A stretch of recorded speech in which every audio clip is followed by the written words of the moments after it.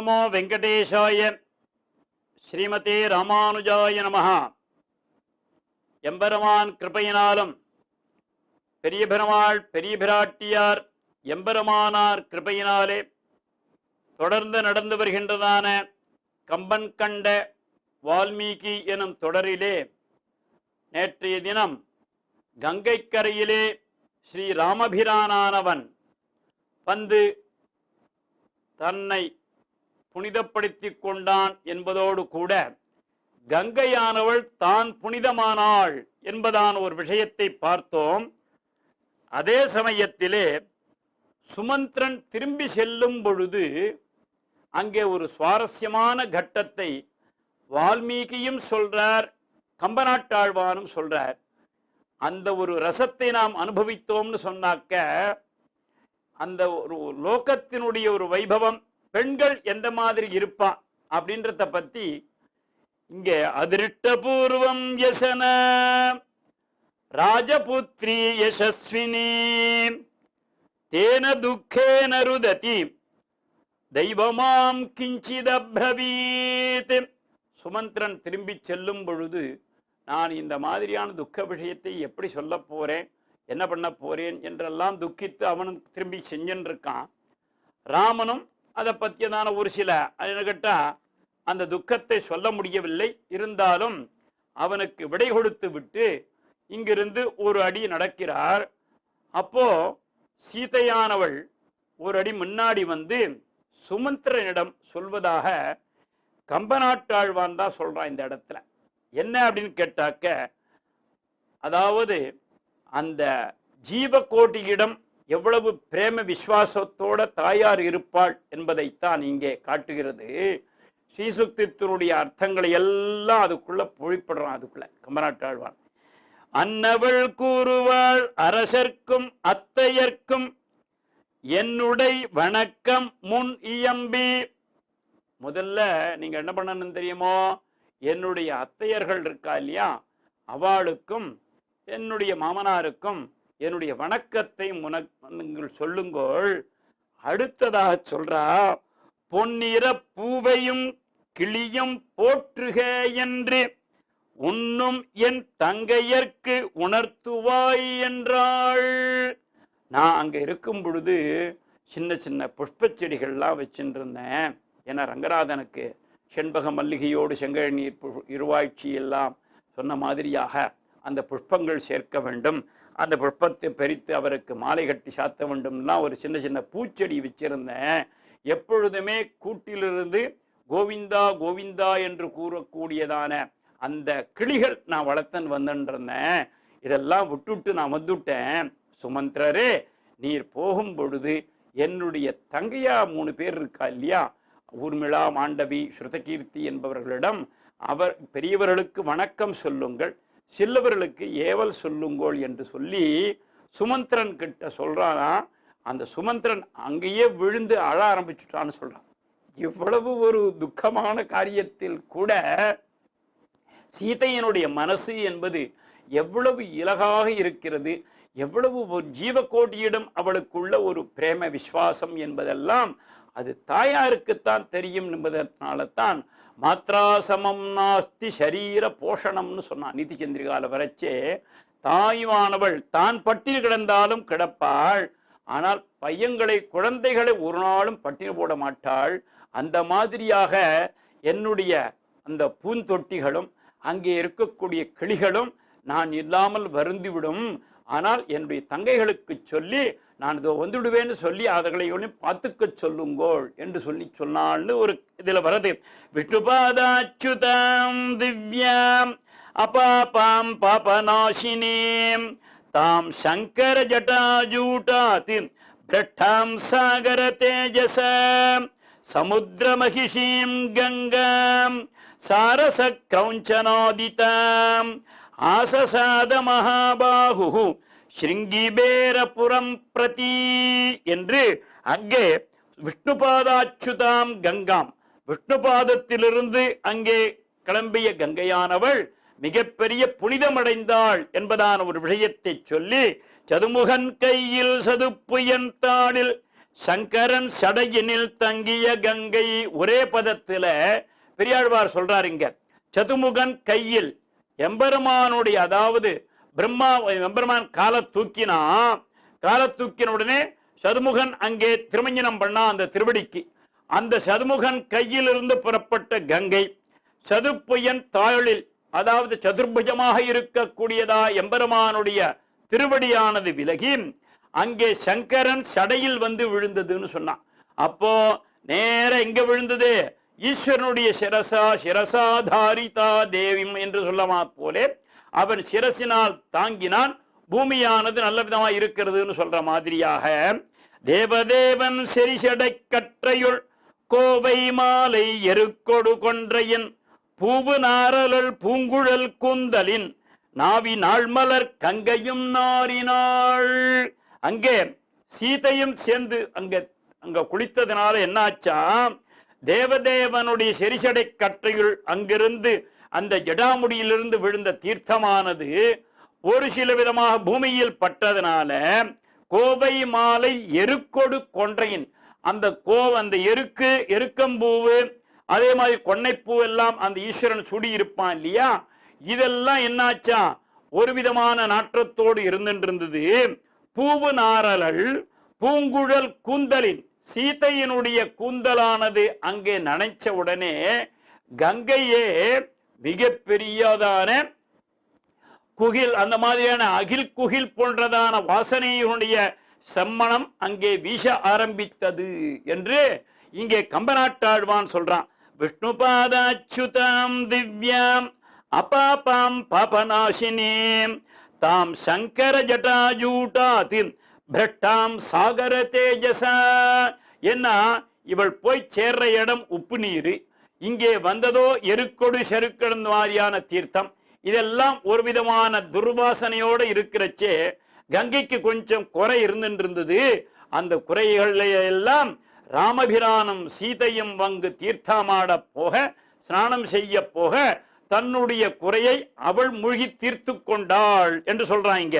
அந்த மாதிரி செஞ்ச உடனே மகர்ஷிகள்லாம் என்ன சொல்றான்னு கேட்டாக்க, ராமபிரானையும் சீதா பிராட்டியாரையும் தன்னுடைய ஆசிரமத்திற்கு அழைத்து செய்து அவர்களுக்கு கிடைத்ததான காய் கனி கிழங்கு போன்றவைகளை எல்லாம் ஆடி அமுதிசை அப்பனுமுண்டிலன் என்று பெரியாழ்வார் சொன்ன மாதிரியாக இங்கே தேசாம் செய்வ ஸ்வஸ்தியனம் மகர்ஷே ச சகாரஹ பிரஸ்திதம் செய்வதான் பிரேக்ஷிய பிதா புத்திரானிவான் வகானே. அப்பா இங்க வாங்கோ, அப்பா அங்க வாங்கோன்னு ஒவ்வொரு ஆத்திலேயும் ஆனவனை புத்திரன்கள் அழைத்து தன்னாத்தில் எப்படி அமுது செய்விக்க வேண்டும் என்று அங்கே அதிதி சத்காரம் பண்ணுவார்களோ அதே போல் மகரிஷிகள் ஒவ்வொருவரும் தன்னாத்தில் தன்னுடைய இல்லத்தில் ராமபிரானையும் சீதையையும் லக்ஷ்மணனையும் அழைத்து தாங்களால் முடிந்த காய் கனி கிழங்கு என்னென்ன வச்சிருக்காளோ அத்தனையும் கொடுத்து உபச்சரித்தார்கள்னு சொல்றார். காயும் காணிற் கிழங்கும் கனிகளும் தூய தேடி கொணர்ந்தனல் தோன்னல் நீ ஆய கங்கை அரும் புனல் ஆடினை தீயை ஓம்பினை செய் அமுது என்றனர்.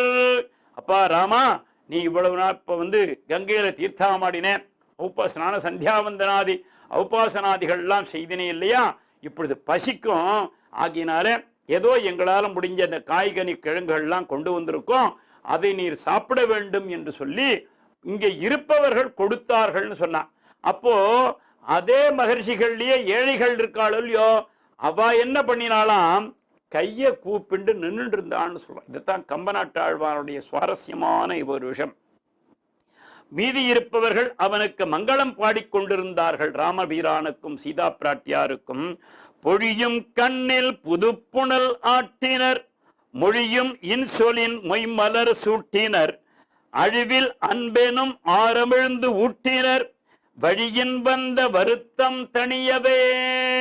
மீதி இருப்பவர்கள் என்ன பண்ணாலாம், அவனுக்கு திருவடியெல்லாம் நன்னா ஸ்பர்சம் பண்ணி தொட்டு கொடுத்து, அதே மாதிரியாக வந்த வழி அவருக்கு நடந்து வந்த கால்கள்லாம் வெளிக்கும் இல்லையா, அதையெல்லாம் தொட்டு கொடுத்து இவருக்கு பாதஸ்பர்சங்கள் பண்ணி அவளுடைய தன்னுடைய பாபங்களை போக்கிக் கொண்டார்கள் என்பது ஒரு விஷயம். பொழியும் கண்ணில் புது புனல் ஆட்டினர். தன்னுடைய கண்ணிலிருந்து விழுந்த தீர்த்தத்தை கொண்டு இவருக்கு பாதாரவிந்தத்தில் திருமஞ்சனம் செய்து வைத்தார்கள். மொழியும் இன்சொலின் மெய்மலர் சூட்டினர். ராமா, நீ பத்திரமா இருக்கணும்பா, சீதையே நீ பத்திரமா இருக்கணும்பா, லக்ஷ்மணா நீ சௌக்கியமா இருக்கணும்பா என்று மொழியும் இன்சொலின் பொய்ப்புணல் சூட்டினர். அழிவில் அன்பு எனும் ஆரமிழ்து ஊட்டினர். அவளுக்கு என்ன இருந்தது கையில? பிரீத்தி என்பது ஒன்றுதான். யா பிரீத்திர் விதுரார்ப்பித்தே முரதிப்போ குந்தியர்ப்பித்தே யாதிரிஷி என்று சொல்லுமா போலே இங்கே அழிவில் அன்பு, இவாள்கிட்ட இருக்கக்கூடிய பிரேம விசுவாசம் ஒரு நாளும் குறைவாகவோ கூடுதலாகவோ இருக்காது. அழிவில் அன்பெனும் ஆரமிழ்ந்து ஊட்டினர். வழியின் வந்த வருத்தம் தணியவே. இந்த மாதிரி செய்ய செய்ய செய்ய இவாளுக்கு இவ்வளவு தூரம் நடந்து வந்த களைப்பே தெரியாமல் போச்சான். ஒரு பக்கம் நிஜமாகவே பழங்களை கொண்டு வந்து கொடுக்கிறா, இன்னொரு பக்கம் அன்பு எனும் பழங்களை கொண்டு வந்து கொடுக்கிறா. இந்த பாசுரத்திற்கு முன் அடி என்ன என்று கேட்டால், கம்பநாட்டாழ்வானுடைய ஆச்சாரியனாக நம்மாழ்வார் என்ன சொல்றார்னு கேட்டா, பூசும் சாந்தன் நெஞ்சமே புனையும் கண்ணி எனதுடைய வாசகம் செய்மாலையே வான்பட்டாடை மகுதே தேசமான அணிகலனம் என் கைகூப்பு செய்கையே ஈசன் ஞானம் உண்டுமிழ்ந்த எந்த ஏகமூர்த்திக்கே என்று அங்கே பூசும் சாந்தன் நெஞ்சமே என்று நம்மாழ்வார் பாடின பாசுரத்தை அப்படியே இங்க மகரிஷிகள் சொல்வதாக இங்கே கம்பநாட்டாழ்வான் தன்னுடைய பாசுரத்திலே வைக்கிறான். அதனால்தான் கம்பனுக்கு கம்பநாட்டாழ்வான் என்பதான ஒரு பெயர் ஏற்பட்டதாம். அப்போ இதே மாதிரியாக அங்கே என்ன நடந்தது என்று கேட்டால், இப்பொழுது ராஜா இல்லாத தேசமானது இருக்கக்கூடாது என்று வசிஷ்டாதிகள் பரதனை வரவழைக்க, பரதன் இங்கு வந்து மிகப்பெரிய சபதங்கள்லாம் பண்றான். கையுடைத்தாயுடை கொடிய சூழ்ச்சியான் வழியுடை தாய் வரும் மரபை மாய்த்து ஒரு பழிவுடைத்தாக்கினன் பரதன் பண்டு எனும் மொழிவுடைத்தாக்கலின் முறைமை வேறுண்டோ. மிகப்பெரிய சபதம் பண்றான் இந்த இடத்துல.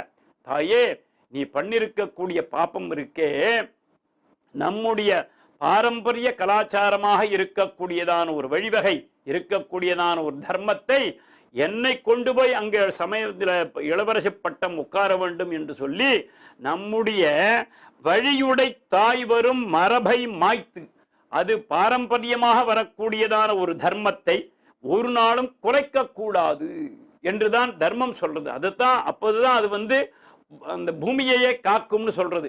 என்ன வேணா பண்ணலாம், எப்படி வேணா பண்ணலாம் இருந்தா அது பூமியில பிரபஞ்சத்துல பிரளயம்தான் வருமே ஒழிய அங்கே எந்த ஒரு நல்காரியமும் நடைபெறாது. ஆகையினால பாரம்பரியமாக வரக்கூடியதான ஒரு காரியத்தை அங்கே பாரம்பரியம் உள்ளவர்கள் தான் செய்ய வேண்டும். நம்முடைய பாரம்பரியத்துல ஜேஷ்ட பிராதா தான் நடக்குதுன்னு இருக்கிறதுனால அவன்தான் அங்கே இளவரசி பட்டம் சுட்டி கொண்டிருக்க வேண்டிய ஒழிய நான் சுட்டி கொள்ள மாட்டேன்லாம் சொல்றான். கழியுடை தாயுடை கொடிய சூழ்ச்சியால் கைகேய கண்ணாபினான் வைக்கிறான் இவன். அப்போ வழியுடைத்தாய் வரும் மரபை மாய்த்து ஒரு பழி உடைத்தாக்கினன் பரதன் பண்டனும் மொழி உடைத்தாக்கலின் முறைமை வேறுண்டோ. இப்ப நீ பண்ண காரியம் என்ன?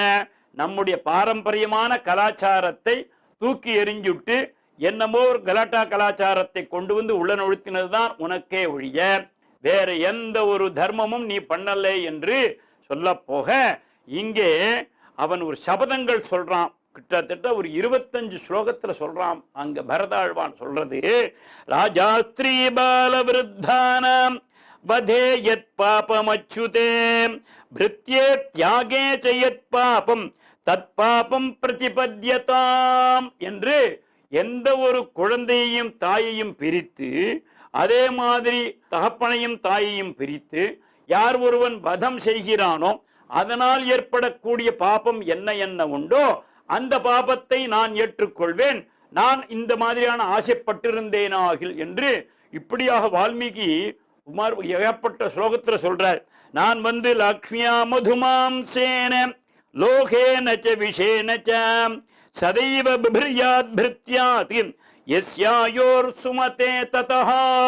அந்த மாதிரியா பற்பல சாபங்களை அந்த பாபங்களை செய்வதனால என்ன என்ன சாபங்கள் ஏற்படும், அதன் மூலமாக என்னென்ன பாப்பங்கள் ஏற்படும் என்றெல்லாம் வால்மீகி சொல்றத இங்க ஒரே பாசுரத்துல கம்பநாட்டாழ்வான் சொல்றார். நான் நரகத்தில் வீழ்வேன் என்று ஒவ்வொரு பாசுரத்துக்கு சொல்லிட்டு வர்றார். கன்று உயிர் ஓய்ந்து உகக்கறந்து பால் உண்டோன் மன்றிடை பிறர் பொருள் மறைத்து வவ்வேழின் நன்றியை மறந்திடும் நயம் இம் நாவினேன் என்று இவ் ஒரு நரகு என்னது ஆகுவே என்று சொல்றான். அதாவது கண்ணுக்குட்டியை நேர கட்டி வச்சுக்க வேண்டியது, இது பசியினால துடிச்சுன்னு இருக்கும். இவன் ஒரு துளி கூட மடியில விடாமல் அத்தனை பாறையும் கறந்து இவன் வியாபாரம் செய்தோ அல்லது அந்த பாலப்புற சாப்பிட்டால் என்ன என்ன விதமான பாப்பம் ஏற்படுமோ அத்தனை விதமான பாப்பத்தையும் நான் இங்கே செய்வேன், ஏற்றுக்கொள்வேன் என்று சொல்றாங்க. மன்றிடை பிறர் பொருள் மறைத்து வவ்வினேன். இந்த மன்றிடை பிறர் பொருள் என்பது என்னன்னு கேட்டாக்க, ஒருவர் புராணம் கேட்க வேண்டும் என்பதாகவோ அல்லது யாகங்கள் செய்ய வேண்டும் என்பதற்காகவோ ஒவ்வொரு ரூபாயா சேர்த்து வச்சிருப்பார். அப்படி ஏதோ ஒரு 15 ரூபாய் சேர்ந்ததுன்னு சொன்னாக்க நாளைக்கு நல்ல விதமாக அந்த சாமான்கள்லாம் வாங்கிட்டு வந்து இங்கே ஹோமங்கள் செய்யலாம் என்று வரச்சே அவனுடைய பையனோ அல்லது வேற யாரோ அதை களவு எடுத்துட்டு போய் அதை போய் வேற தகாத செயல்களில் செய்தால் என்ன என்ன பாபங்கள் ஏற்படுமோ அந்த பாபத்தை, அந்த பாபத்தினுடைய பயனை நான் ஏற்றுக்கொள்வேன்னு சொல்றோம். இந்த மாதிரியாக பரதனுடைய சபதங்களை பார்த்தோம்னா வால்மீகியோட ஒரு பக்கம் வச்சுண்டு இங்கு கம்பநாட்டாழ்வானுடைய ஒரு பக்கத்தை வச்சுட்டு பார்த்தோம்னு சொன்னா 2 பேரும் போட்டி போட்டுண்டு இந்த ஸ்லோகங்களை சொல்றான்னு அர்த்தம். அப்போ கோசலியனுடைய திருவடியில இங்கே விழுவந்து வணங்குவதற்காக யான் எந்த ஒரு அபச்சாரமும் செய்யலம்மா, உனக்கு தெரியாதது ஒன்றுமில்லை, ஆகையினால அப்படின்னு சொல்லிட்டு அவளுடைய அரண்மனைக்கு போறான். இன்னனம் இணைய நம்பி யானும் இப்போது பன்னருங்கொடு மனப்பாவி போடுறேன் துன்னரும் துயர்கட தூய கோசலை பொன்னடி தொழுவன் என்று எழுந்து போயினான் மரகதமலை என வளர்ந்த தோழினன். அந்த தோளை அழகோடு சொல்றது எல்லாம் கம்பநாட்டாழ்வான் தான். ராமன் தோல்வலி கூறுவோர்க்கே அப்படி சொன்னார். அதே மாதிரியாக வீடனுடைய பின்னாடி சொல்ல போறார். இந்த மரகதமலை என வளர்ந்த தோழினான் என்று இங்கே பரதனுடைய தோளை பார்க்கும் பொழுது அவனுக்கே அப்படி தோணித்தான். அதைத்தான் ராமனுடைய தோள் கண்டார் தோளே கண்டார் என்ற பாசுரங்கள்ல வரச்சே ரங்கநாதனுடைய மூலவர் சேவிக்கும் பொழுது, பெரிய பெருமாள் மூலவர் சேவிக்கும் பொழுது, பெரிய பெருமாளை சேவிச்சா நன்னா சேவிச்சேன் அப்படின்பா சில பேர். நன்னா ஒரு நாள் சேவிக்க முடியாது, அது இந்த நாள் சேவிக்கவும் முடியாது. சேவிச்சால் கண்ணை பார்த்தா கண்ணை பார்த்துட்டே இருக்க வேண்டியதான், திருமுடியை பார்த்தா திருமுடியை பார்த்துட்டே இருக்க வேண்டியதான், அவனுடைய ஆஜானுபாகுவை பார்த்தா பார்த்துட்டே இருக்க வேண்டியதா, திருமுடியை பார்த்தா திருமுடியை பார்த்த வேண்டியதான். தோள் கண்டார் தோளே கண்டார், தாள் கண்டார் தாளே கண்டார் என்று பிரியவா சொல்லுவா. அந்த மாதிரியா இன்னொன்னு சொல்லுவா, தோள் கண்டார் தோளே கண்டார், தோளையா பார்த்தனே அதுவும் பார்த்திருக்க முடியாது. அவனுடைய புஜவ கீர்த்தியை என்பதெல்லாம் முழுமையாக அனுபவிப்பது என்பது முடியவே முடியாது. ஆகையினால தோள் என்பது மிகப்பெரியதான தோல்வலி கூறுவோர்க்கே என்று நாடிய பொருள் கைகூடும்னு சொல்ற மாதிரியாக இந்த மரகதமலையினுடைய தோளை உடைத்த அந்த பரதாழ்வான் அங்கு கோசலியிடம் சென்று சாஷ்டாங்கமாக விழுந்து யான் யாதொரு பாபமும் செய்யவில்லை அம்மா என்றெல்லாம் சொல்லி இங்கிருந்து நேர அந்த 13 நாள் காரியங்களை எல்லாம் முடிச்சுட்டு நேராக என்ன பண்றான்னு கேட்டாக்க சேனையோடு கூட அங்க சித்திரகூடத்துக்கிட்ட போய் சேர்றான். அங்க என்னாச்சு, லக்ஷ்மணன் இந்த சப்தங்களை எல்லாம் பார்த்துட்டு உடனே என்ன பண்றான்னு கேட்டாக்க குகன் ஒரு இடத்துல சத்தம் போட ஆரம்பிக்கிறான். இது என்ன அப்படின்னு கேட்டா, இப்பதான் ராமபிரான் வந்துட்டு போனா அவனை வதம் செய்வதற்காக இவன் வரானோ என்று குகன் ஒரு விதமாக சந்தேகப்படுறான்னு சொல்றான். அப்புறம் லக்ஷ்மணன் என்பவன் சந்தேகப்படுறான்.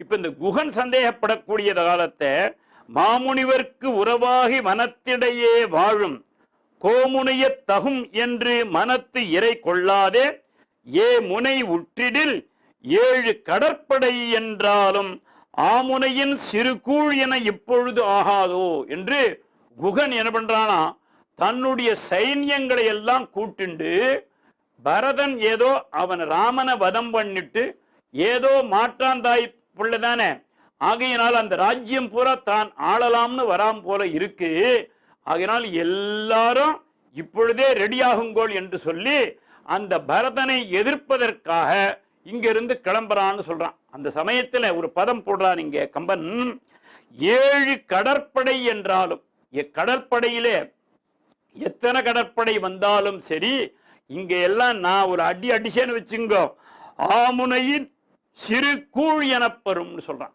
எல்லாம் பஞ்சு பஞ்சாக ஆக்கி அவ்வளவு என்ன அவ்வளவு சைன்யங்கள் இவன் வச்சுட்டு இருக்கான். குகனானவன் அவ்வளவு சைன்யம் வச்சுட்டு இருக்கான். ஆகினால் எல்லாரும் ரெடியாகுங்கோள் என்று சொல்ல போக எதேச்சையாக அங்கே குகனை பார்ப்பதற்கு சுமந்திரன் வரா. சுமந்திரன் வந்து பரதனுக்கு இந்த மாதிரியாக, பரதன் அதற்கு வல்ல இங்கே உன்னை பார்ப்பதற்காகவும் ராமனை பார்ப்பதற்காகவும் வந்துருக்கான்.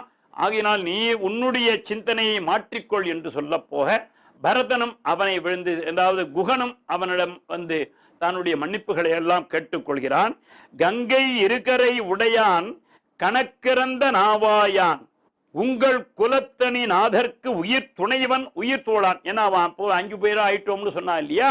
அப்போ நம்முடைய குலத்திற்கு, அந்த சூரிய வம்சத்திற்கு 4 பேராக இருந்ததை இந்த குகன் மூலமாகத்தான் 5 பேராக ஆக்கினேன் என்று சொல்லி ராமபிரான் சொன்னான் இல்லையா?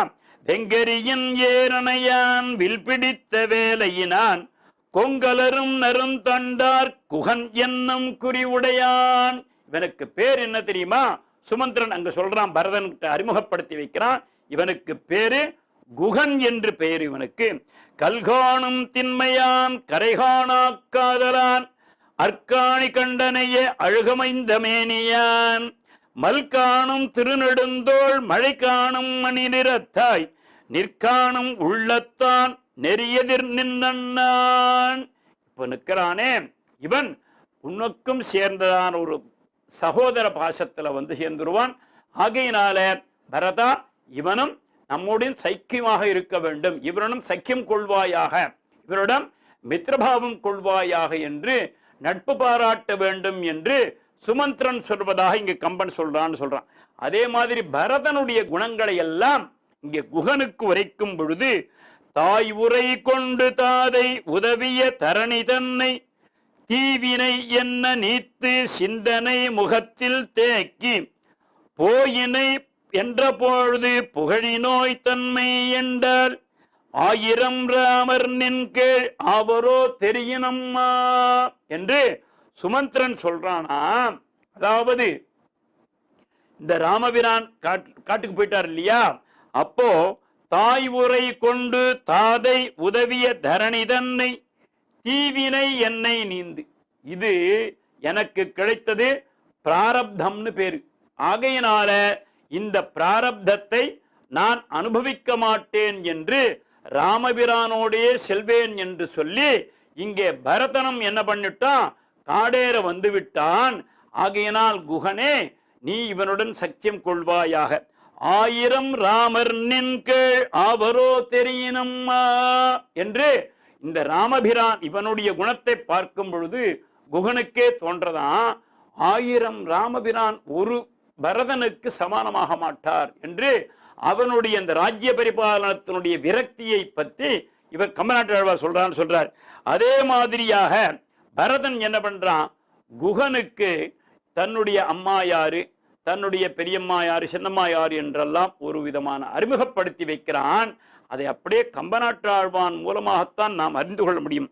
சுற்றத்தார் தேவருடன் தொட நின்ற கோசலையை தொழுது நோக்கி கொற்றத்தார் குரிசில் இவர் யார் என்று குகன் வினவ கோக்கள் வைகும் முற்றத்தான் முதல் தேவி மூன்றுலகும் ஈன்றானை முன் ஈன்றாள். பிரபஞ்சத்துக்கே நாயகனாக இருக்கக்கூடியதான ரங்கநாதன் நம்முடைய எம்பெருமான் ஸ்ரீமன் நாராயணன் தான் இங்கே ராமபிரானாக அவதரித்திருக்கான் இல்லையா? அந்த ராமபிரானை 3 உலகும் ஈன்றானை முதல் ஈன்றாள், இவள்தான் முன் ஈன்றாள். ஆகையினால பெற்றத்தால் பெரும் செல்வம். இவள் எப்படி இருந்திருக்க வேண்டும் தெரியுமோ? மிகப்பெரிய ராணியாகவும் தசரத சக்கரவர்த்தியினுடைய ராணியாக இருந்தால் இளவரசனுடைய தாயாராக இருக்க வேண்டும். ஆனா பாரு, நான் ஒருத்தம் பிறந்து தொலைச்சதுனால யான் பிறத்தலால் துறந்த பெரியாள் என்று நான் பிறந்துட்டேன். ஆகையினால் இந்த மங்களங்கள் எல்லாம் போய் இவள் சுமங்கலாக இருக்க வேண்டியவள் வேறு விதமாக இருக்கிறாள் என்று தன்னை நொந்து கொண்டான்னு சொல்றான் இந்த இடத்துல. அப்போ யான் பிறத்தலால் துறந்த பெரியாள் என்றான். அப்போ பரதன் கோசலைக்கு இந்த குகனை அறிமுகம் செய்கிறாளாம். எந்த மாதிரியாக செய்கிறாள் என்று கேட்டாக்க, மாபூத்ச காலோயத் கட்டம் நமாம் சங்கிதும் அருகசீம் ராகவ சகிமே பிராதா ஜேஷ்ட பித்ருசமோ மதா என்று இங்கே என்னுடைய தகப்பன் ஸ்தானத்திற்கு யார் இருந்திருக்க வேண்டும்? ராமபிரான் இருந்திருக்க வேண்டும். பிரபஞ்சத்திற்கு இளவரசனாக இருந்திருக்க வேண்டும். தசரத சக்கரவர்த்திக்கு மகனாக இருந்திருக்க வேண்டும். ஆனால் யான் பிறந்த கஷ்டத்தினால எல்லாமே மாறி போய் இப்பொழுது மிகப்பெரிய துக்கம்தான் இங்க நிலவுகிறது. ஆகையினால என்றலுமே அடியின் மிசை நடுது வீழ்ந்து அழுவானை இவன் யார் என்று கன்று பிரி கார் ஆவின் துயருடைய கொடிவினவ கழல் கால் மைந்தன் இன் துணைவையின் ராவகவனுக்கும் இலக்குவர்க்கும் இளையவர்க்கும் எனக்கும் மூத்தான் குன்றனைய திருநடுந்தோள் குகன் என்பான் இன்னின்ற குறிசில் என்றான். அம்மா இவ்வளோ நிற்கிறான் பாரு, இவன் ராமபிரானுக்கும் லக்ஷ்மணனுக்கும் மத்தியில் சேர்த்த தலைவன், அதாவது தமையன். எனக்கும் இப்பொழுது தமையனாகிவிட்டான். இன் துணைவன் ராகவனுக்கு துணைவனாகவன், இலக்குவர்க்கும் இளையவர்க்கும் எனக்கும் மூத்தோன். எங்கள் 2 பேருக்கும் 3 பேருக்கும் இவன் அண்ணாவ தமையனாக ஆகிவிட்டான். ஆகையினால நாங்கள் எல்லாம் ஐவராக ஆகிவிட்டோம். குன்றனையன் எழுந்தோள் குகன் என்பான் இன்னின்ற குறிசில் பாரான் என்று சொல்லி இங்கே எல்லாம் பற்பல விதமான அறிமுகங்கள்லாம் ஆறது. நேர இங்கிருந்து கங்கை கரையை தாண்டி பரத்வாஜாசிரமத்திற்கு போறார்கள். அந்த பரத்வாஜாசிரமம் என்பது இருக்க ததப்ரச்சக்ரமே வக்தும் வச்சனம் சமமாஹிதா பரத்வாஜோ மகாதேஜ ராமம் சத்ய பராக்கிரமம் என்று அந்த பரத்வாஜன் என்பவர் யார்? அப்போ இவருடைய பெயர் எந்த மாதிரியாக வந்தது? பரதன் என்பதான பெயரைப் போலவே, ராமன் என்பதான பெயரைப் போலவே பரத்தின் நீங்கும் பரத்துவன் என்று அதாவது லோக்கத்தில் உள்ள பாபங்களை எல்லாம் தன்னுடைய தபோ வலிமையால் போக்கக்கூடிய மிக பெரியதான மகர்ஷியானவர். அவருடைய ஆசிரமத்திற்கு இவர்கள் எல்லாம் செல்கிறார்கள். அப்பொழுது என்னென்ன நடக்கிறது, என்ன நடந்தது என்பதான விஷயத்தை எல்லாம் மேன்மேலும் அங்கே நாம் அனுபவிக்கலாம். ஓம் நமோ வெங்கடேஷாய. ஸ்ரீமதே ராமானுஜாய நமஹா.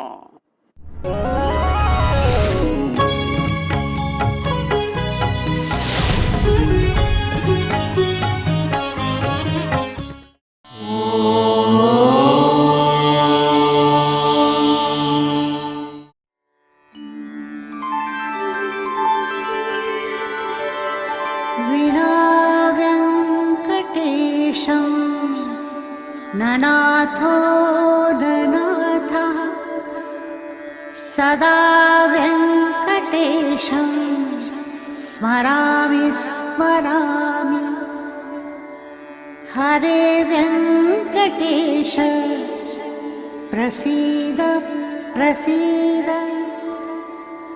प्रियं वेङ्कटेश प्रयच्छ प्रयच्छ